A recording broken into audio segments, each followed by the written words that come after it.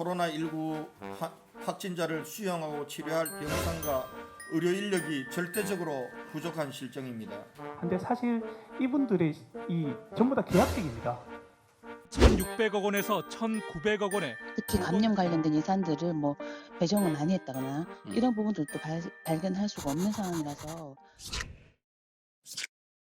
우리 내부적으로는 메디테일을 제대로 만들고 그리고 또 한국 최고 수준의 인프라를 갖춘 전통의 의료 도시. 메디시티 대구의 역사는 350년 전 양령시에서 출발합니다. 대구 양령시는 임금의 명예에 설치된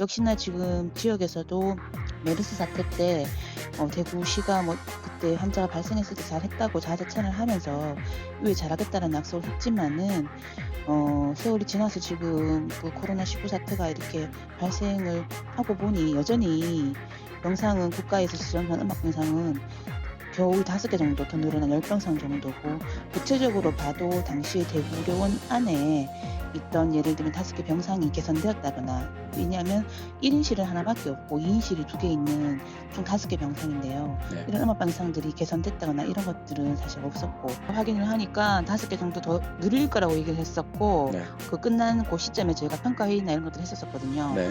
그러니까 이제 늘릴 거라고 그랬는데 그때 당시에 경대병원에 5개를 이제 만든다라는 얘기가 있었고 그 위에는 더 확충되거나 이런 건 없는 거죠. 어제 지금 가장 필요하신 게 전문 인력이라고 말씀하셨는데 어제 행정부시장 오후 브리핑에서는 역학조사관이 3명이라고 말했거든요. 제가 알고 있기로는 법정 역학조사관을 못 갖춘 데가 인천하고 대구 등 3군데라고 알고 있고 1명으로 알고 있어요. 근데 조금 전에 시장님께서는 또 2명이라고 말씀하시거든요.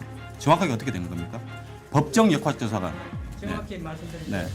그 공중보건이 자격이 되는 분은 한 분이 계시고 네.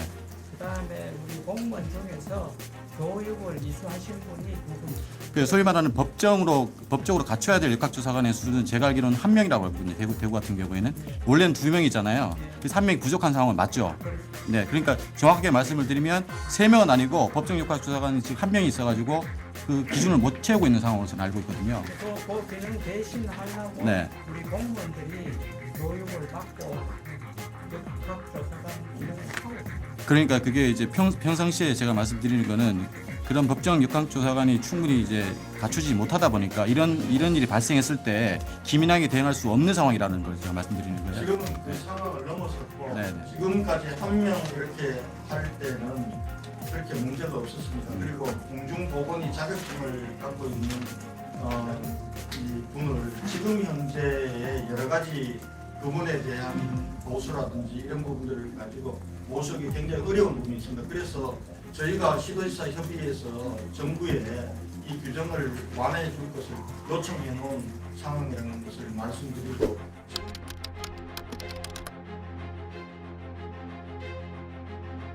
사실 저희 직원들 9명이 지금까지 엄청나게 고생을 많이 해왔습니다. 거의 초기에는 거의 집에도 못 가고 계속해서 해왔고, 근데 사실 이분들의 전부 다 계약직입니다. 계약직으로 우리 경북대의 병원에 위탁되어졌고 계약직으로 되어진 분들이기 때문에 사실 고용의 안정성이라든가 이런 문제들은 사실은 계속해서 문제가 되는 부분들은 있습니다.